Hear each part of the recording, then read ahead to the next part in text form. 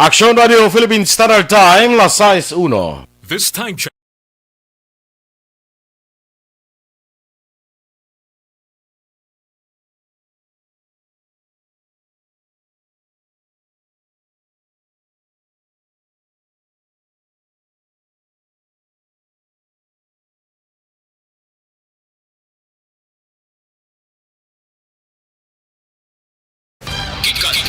Gikan sa News Center sa Aksyon Radio. Yari ang mga nagapangunang balita sa syudad sa Bacolod kag probensya sa Negros Occidental. Mga balita lokal, nasyonal, sa Aksyon Balitang Bayan. Numero 1, Aksyon Balitang Bayan. Numero 1, two-time kapisanan ng mga broadcasters. Golden Dove nominee for Best Provincial Newscast. Aksyon Balitang Bayan. Numero 1. Aksyon Balitang Bayan. Numero 1. Kagkaroon ang inyo News Team.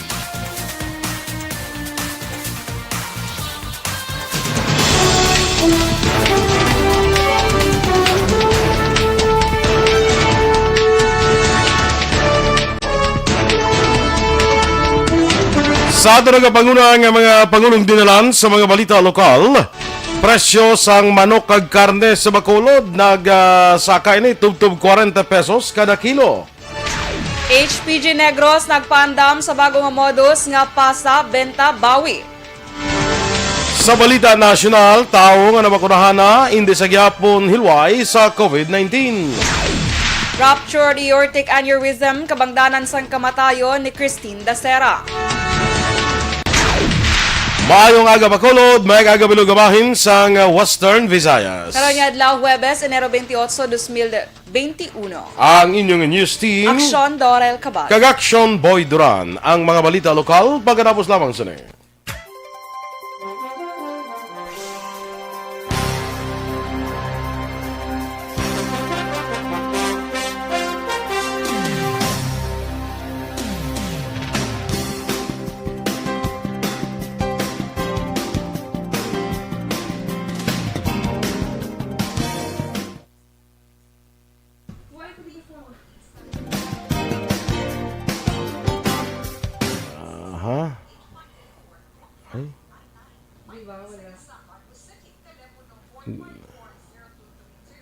Sige. Okay na, sir? Okay na kita ko, no? No, ay ko makita man to daw. Basta okay na ko, no? Ha? Ara na? Oo.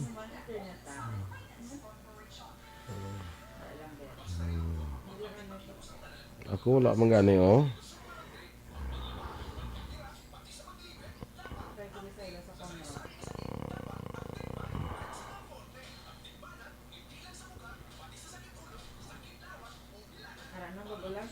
Sige, go. Okay, good morning, Action Boy. Kag sa aton nga mga ka-aksyon nga nagaupod sa aton subong sa Facebook Live. Mayong aga gid sa inyo mga ka-aksyon. Galing wala ko di may makita. Ha? Wala ko may makita. Ako yung makita ko si Alex Montesa. Ara dayo, no? Ara siya. Ay, pwede sa akong hair. Gali ka bongga. Ay, ito siya pa lang. Ha, siya pa lang. Ay, Si amigo naton Alex Montesa pa lang ang nagaisahanon nga makita sa aton nga away gid sa imo ya. Anong tabo ni man? Sige. Okay na. Yeah, Sir Philip Alonsagay, nagaupod man siya sa aton subong Action Boy. Kag si Dennis Richard Tibor Roma, ang presidente ng Energy Fans Club. Good morning, Dennis. Aga pa siya. Aga pa si Dennis. Kag sa tanan yung members ng Energy Fans Club, good morning gid sa inyo mga ka-aksyon. Kay Alex Monteza, yes, good morning, sir. Nagaupod man siya sa aton subong nga aga. Kay Ma'am Vanessa Mayo. Yes. Para man siya nakita ko. Thank you gid Ma'am Vanna. Sige na padala niya sa aton Action Boy. Na-appreciate ta gid ina. Ang akon to, ang padala ni Ma'am Van to, ginsuksok na sang dako man nga tao sa balay bla. Ginsuksok. Hindi na gali ikaw nagapanag-iya dayon. Kita na namian gid siya. Oo. Lingko asos, alam ko na ya. Nikotin. Wala kang hindi na mabalik. Kay kalay. Nanamian gid siya. Oo. Ano to, how? Kanina nga mga t-shirt bala. Okay.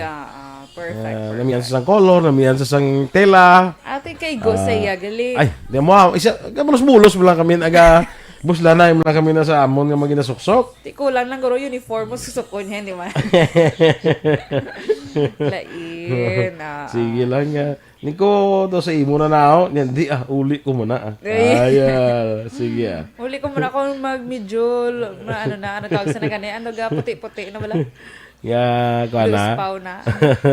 Laspaw? Charot. Ano tawag sa na? Ambot. Lasaw. Hindi Lasaw, kano kape? ano? Basta luspaw. Luspaw. Nando mo na siya. Sige. Yeah.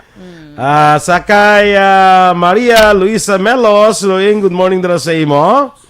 Kay Marie Antoinette Piliado, tamya naman si Dodoy kag Arlie Piliado, kay Melcho kag Apla Sansawi sa Carlota, kag kay Anola Piliado sa UK. Ang panamyaw halin naman sa Canada. Alex Fuentes ari naman. Ay, good morning, Tatay Boy. Nami pag hindi si Araro. Ay, perte. No, Dugay tatay ka na dyan. Ari, good morning, Tatay Boy. Kag utod ko, Dorel. Yes, sa brother. gihapon, sa akon pagbugtaw, kamo ang akon kaupod. Kagurana ang mga balita. Kay pugaon ta, kay maalupita. Uy, bongga. Tindali kami di alupi, be. Gani man. Tinay lang mo mag-alupi. Ay, sa akon, Blood Action Boy nga comment. Ay, gid yan, Ay, good ya. Jan ka, Arlos. Ram, UGBI, Guardians, Punta Taytay Chapter. Fritz Skint de la Peña. Bisan ari ako sa Lipa, galantaw ko sa inyo. Sa Lipa sa Batangas. Homa Lumena, good morning man. Lensky Palmares, watching from Dammam, Saudi Arabia. Greet niya lang ang pamilya niya sa Pontevedra, sa pamilya Palmares. Athea Kim Eriman, sa kay Choks Rio. Ephraim Arus. Greet niya lang wife niya si Sally, sang Sally Litson Manok sa Sumag. Good morning sa tarang nga taga Sally, Lechon Manok. Nagligad, na bakal naman ko to. Perfect. Bakal naman ko to sa nagligad. Basta nagbakal ko to, ang nagligad. Gusto rin bakal ka to Basta to ko to Kadwa ko na nakakadto to. Perfect. Si Tehuka Tengata, good morning man sa imo dira sa New Zealand. Mario Bacau ko Irad. Ara sila sa La Carlota naga-monitor. May umaga sa tarang taga La Carlota, Action Boy, nga nagapamati sa aton. Okay. Tama, ito na bala listener, Action Boy. Standby na kita sa mga balita lokal.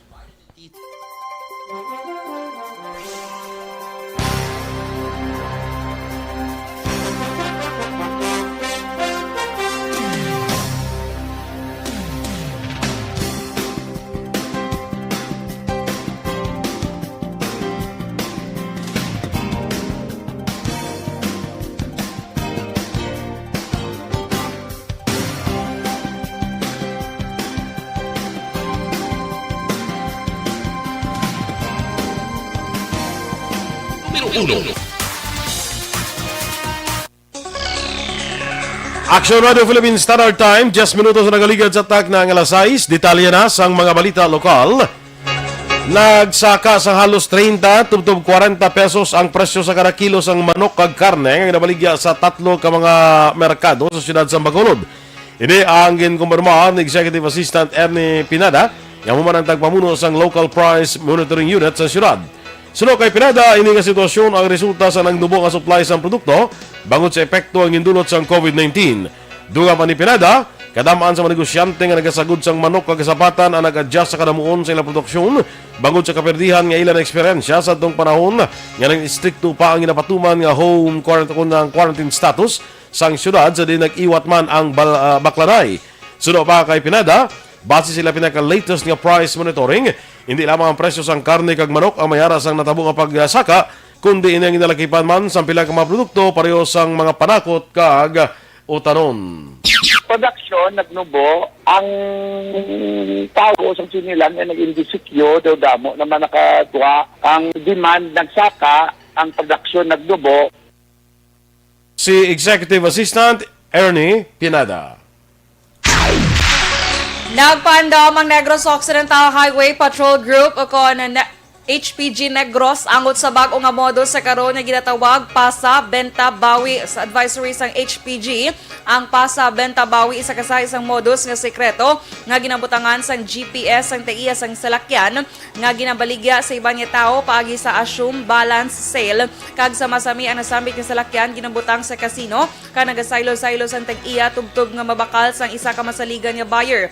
Diri na matabo ang pagtawag sang tag-iya sang salakyan sa pulis agod magreklamo nga biktima sang assume balance sale kag magapasaka sang kaso. Kaupod ang pulis pangitaon ng salakyan gamit ang ginbutang nga GPS kag bawion ini sa inosente nga nagbakal lamang sang salakyan. Bangod sini ginapahanumdom sang HPG Negros Head nga si Police Major Robilito Mariano nga maghalong sa nakatransaksyon sa salakyan kag usisaon sang maayo ang mapapeles subong man dapat ipaagi sa bangko kag iban nga financial institutions agud masiguro nga legal ang transaksyon.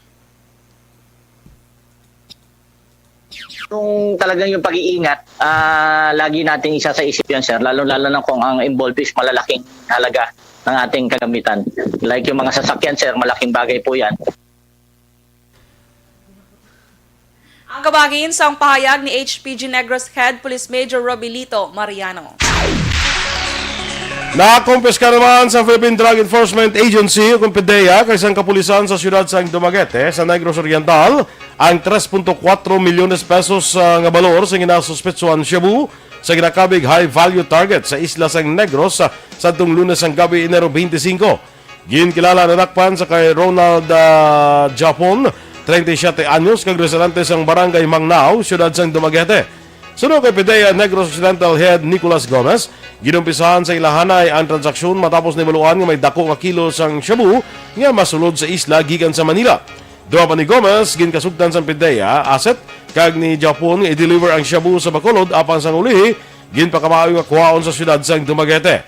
Gipatigan ang operasyon sa gintingog nga puwersa sa PDEA Negros Occidental kag Oriental, Negros Oriental Police Provincial Office Drug Enforcement Unit kag Dumaguete City PNP Drug Enforcement Unit.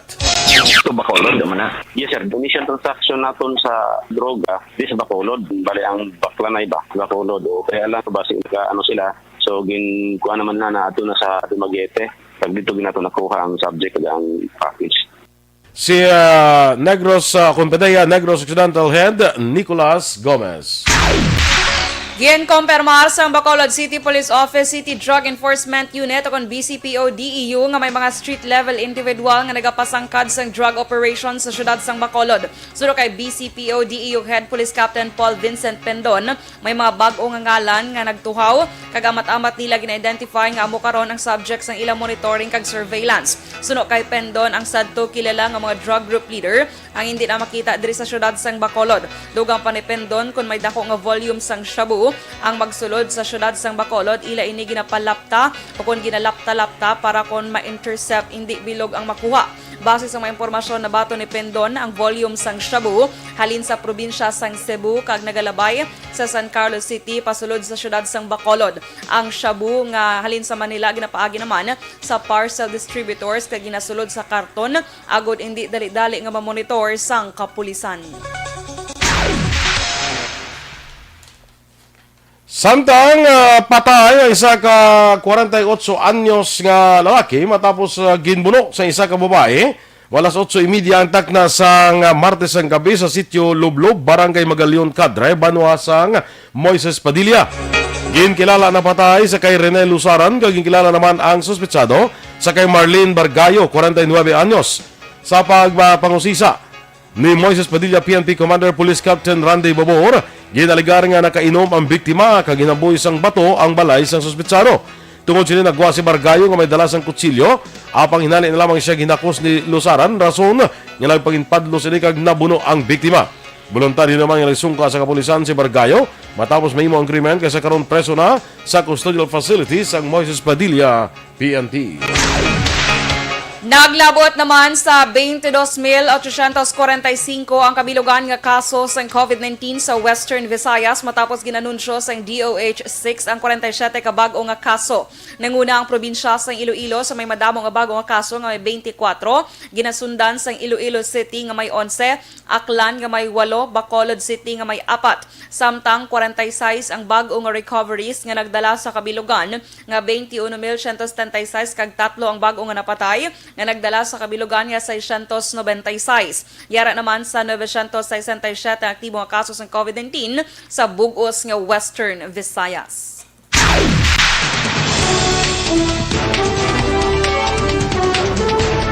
Tao nga namakurahan na hindi sa gihapon hilway sa COVID-19. Samtang ruptured aortic aneurysm kabangtanan sang kamatayon ni Dasera. Ang detalye sa mga balita nasyonal sa magulik sang aksyon, Balitang Bayan numero 1. Kaks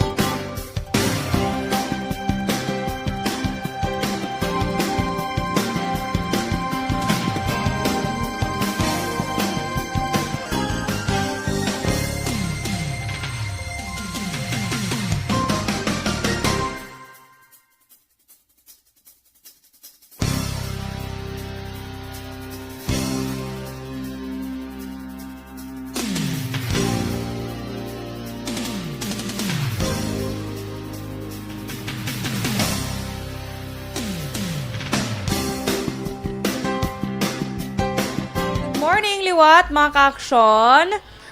Din ka nag-stop ka gin-action boy? Okay. Diri na ta sa kay Kuano sa kay Rona Rihida Trava. Sige, basta lang Ginag-greet siya lang happy birthday sa kay security guard Rijan Gasapo. Ay, SG Rijan Gasapo. Happy birthday! Ito ginang siling mo to bala sa t-shirt to ugit. Nag-ugit na bala. Ugit. Oo, Oo sa ba? iligay no, ugit. Ugit, Kaysa amon, luspaw. Luspaw sa inyo. Oo. Ang sa mo ng luspaw na ito sa Maguyan, ay lang daw nag ano ka mo na. Ay, galing. Daw, Leia Cordova, watching from Manila of course. Good morning. Romeo Baroba Jr. from Manapla. Si ihada ko Carol Montoya aga pa. Adlaw-adlaw gid siya ga-monitor from National Printing Office Quezon City. Ginatamiyaw niya si Sivel Bambi Histosani sang La Carlota. Bambi, good morning sa imo dira, no? Good morning. Rodrigo Caniado. Good morning ko na sa anak niya kasi Janelle, kasi asawa nga si Gapi. Ngapi. Ngapita. Sige. Cory Vidaha sa Kuwait, good morning. Eddie Laus. Ari kimigyapo ni Nana Isabel ga monitor. Zoraida Lucero. watching and listening to your good news. Ay, no Bible ba? Joseph Pacifico. Gamonitor kami di Subo sa Pusoy Kapihan, San Enrique, Rosalinda Bonafed, Jonald Garcia, Jomar Halipa, Caglete, Cerveza. Ma-follow mo? Yes. Julius Giron, still watching. More power to your program from Giron family. Sige. Yes. Araman si Sir Nonito Novero. Good morning, sir. Dra sa may Grandville 1 Mansilingan upod ang iya wife nga si Helen. More power sa inyong program. Salamat. Kay Ma'am Kelly Jelly, Action Boy. Araman siya. Hello, araman Action siya. Boy and Action Dorel. At last, nakabalik na gidman. Gani. No, nahidlaw man ta kay Kelly Jelly ba? Wow. Sana all. Have a great day, everyone. Nice ang air. Thank you, ma'am. Kaya, Miss Jean, oy si Sir. Good morning, Miss Jean. Sa Singapore, nag-election boy si Miss Jean. Oy si Sir. So, kabalugin okay. ni siya sang layito nga bawal sang bubble gum. Mag-ano? Mag-usap. Mag-usang. Kag magdala. Mag-ano? Mag-usap. Usang. Usang. Lay mo na yung usap. Alain mo na gali. Sige. Pinky Terwell, good morning, ma'am. Dra sa may barangay Villamonte. Kay dito sa Dakop sa Singapore. Nga man. Di kay wala ka tod ka usap, pero usang ka. Gabi mo usap lang, hindi pwede. Kung usap ko layaw, ako.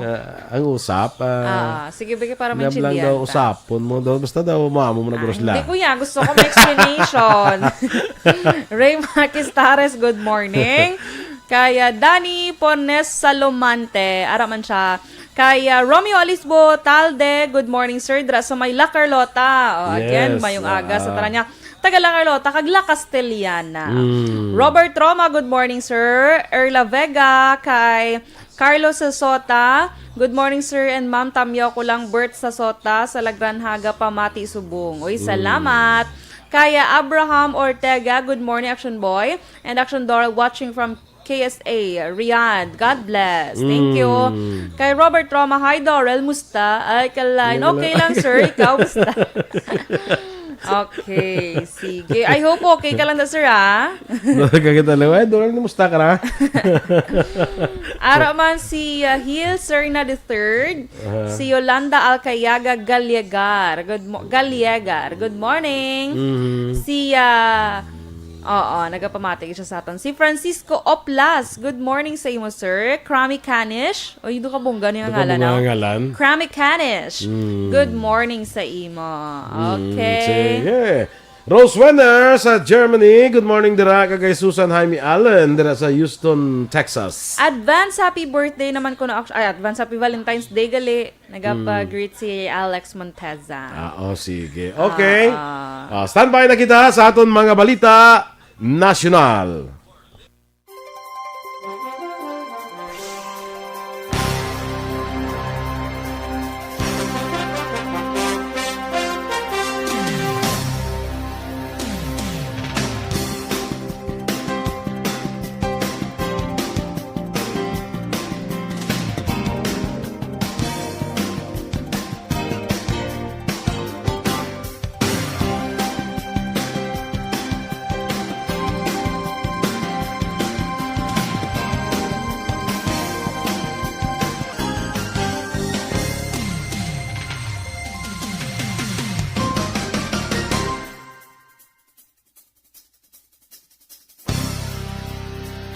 Número 1.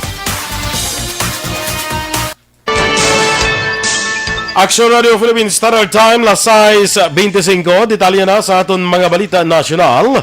Hindi sa gihapon luwas sa virus sa mga tao nga nagpabakuna na sa COVID-19 vaccine.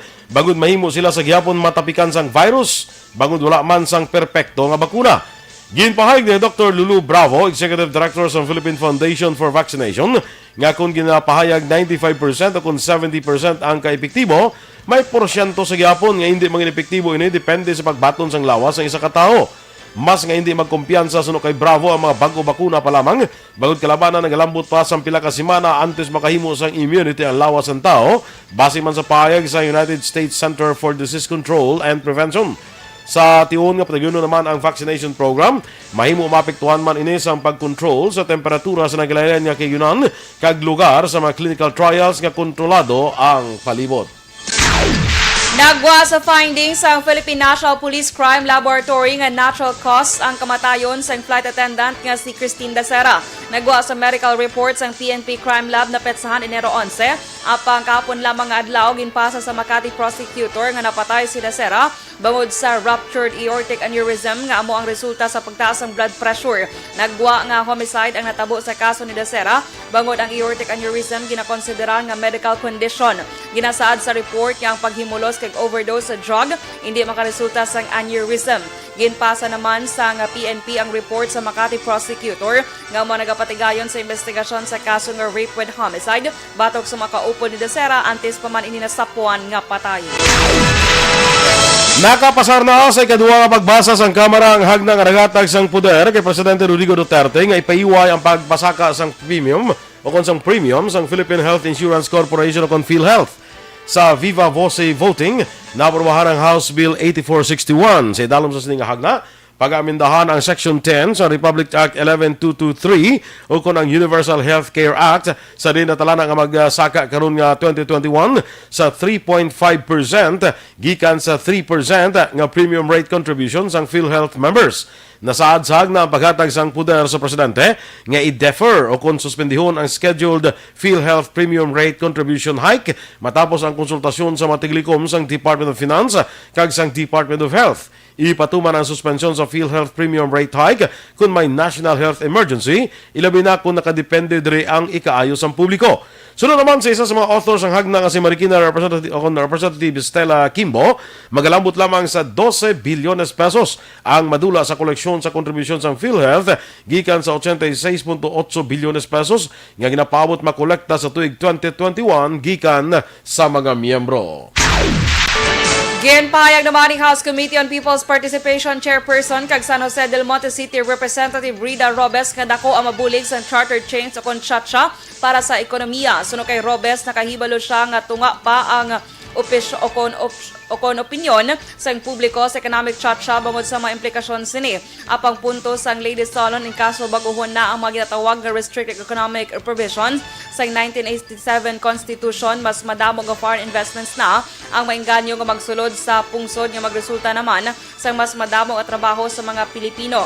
Bangod sini malikawan na ang paglapta-lapta sa mga pamilya nga Pilipino, bangod mas pilion na sang kadam-an nga magtrabaho sa Pilipinas kag hindi na mag-abroad pa. Ginihemplo ni Robes ang sitwasyon sang pila ka mga overseas Filipino workers o kon OFWs nga nagatrabaho abroad pero nabili ng ilang mga kabataan sa Pilipinas nga ang iba na involvado sa illegal nga droga, pag-abuso kag iban pa nga illegal nga aktibidad. Magapungko bilang bagong pinuno sa Philippine Army si Lieutenant General Cirilito Sobehana. Ginkumpirmar ni Presidential Spokesman Harry Roque kahapon nga adlaw ang pag-appoint ni Presidente Rodrigo Duterte sa kay Sobehana bilang ikawalo nga AFP chief sa idalom sa iya administrasyon. Sa statement ginpahayag ni Roque nga kumpiyansa ang Malacanang nga ipadayon ni Sobehana ang modernisasyon sa militar kag magpatuman sang reforma agud matuman ang mando nga magahatag proteksyon sa pamuluyo kag estado. Si Sobehana amo ang magabulos kay General Gilbert Gapay nga magaretiro sa Pebrero 4. Mas sobra 3,000 ka mga dumuluong nga naglapas sa Philippine Immigration Laws ang napadeport na sang Bureau of Immigration o kon BI sang tuig 2020. Suno kay BI Commissioner Jaime Morente, naglabot sa kabilugan nga 3,219 ka mga dumuluong ang nadeport sa nagligad nga tuig. Sa nasambit nga kadamuon, yara sa 3,009 ang Chinese deportees, 60 ka Vietnamese, 40 ka Koreans, 25 ka Americans, 20 ka Japanese, 12 ka Indians, kag 5 ka Pakistanis. Suno diri madamo nga deportees ang naaresto sa pagtrabaho nga wala sang permit, imbulbado sa mga hindi otorisado nga online gaming operations, telecommunications fraud, economic crimes, investment scams, kag cybercrime activities. Apang bangod sa COVID-19 pandemic, mas manubo ang napadeport nga dumuluong ikumpara sa masobra 6,000 ka deportees sang tuig 2019. Magapatuma naman ang Pilipinas ang travel restriction sa mga pasahero nga gikan sa Czech Republic bangod sa bagong UK variant ng COVID-19. Sunod kay Presidential Spokesperson Harry Roque, epektibo ang travel restrictions takna alas 12:01 sa Enero 28 tuig 2021. Pagatugutan man ang mga pasahero nga gikan sa Czech Republic nga makasulod sa pungsod antes ang alas 12:01 sa Enero 28. Ginakinahanglan nga magpaidalom sa gyapon sa RT-PCR test ang mga pasahero. Kag sa katapusan nga balita national, patay ang 53 anyos nga babayi kag 5 ang pilason matapos naglupok ang bomba malapit sa bus stop sa barangay Sibsib, Tulunan, North Cotabato. Ginkilala na patay kay Gina Paunon, residente sang barangay Caello, Tulunan, kag ginlakipan sang 11 anyos nga bata ang 5 nga mga napilasan. Sa panaysayon sang driver sang bus naging kilala kay Melvin Lumayag, magapapanaog siya kuntani sang pasahero malapit sa ticket booth sa mabatian ang mabaskog nga paglupok. Nakitaan man ni Anay Cotabato Board Member Socrates Piñol ang natabo kag nagpahayag nga maghimo ginbilin ang bomba sa waiting shed. Sa karon nagpatigayon sa post-blast investigation ng kapulisan agod may baluan kung ano ang sahi sa eksplosibo ang gingamit. Samtang pila ka mga negosyante ang temprano nga nagsira bangod sa insidente. Action Radio Philippines Standard Time, las 6:31. Inyong itmamatian ang aton mga balita diri sa Action Balitang Bayan numero 1. Standby na sa Action Report, second portion. Upod kay Action, Fred Salanga. Balikay kita sa aton dugang nga mga balita sa Action Balita Morning Edition. Upod gyapon sa inyo news team. Aksyon Dorel Cabat. Kag Action Boy Duran, una sa balita, una sa Action, sa Bacolod Action Radio.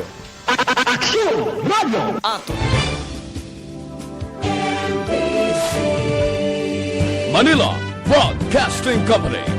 Sa balita, komentaryo, isyu, serbisyo publiko. Sa Bacolod, Aksyon Radio.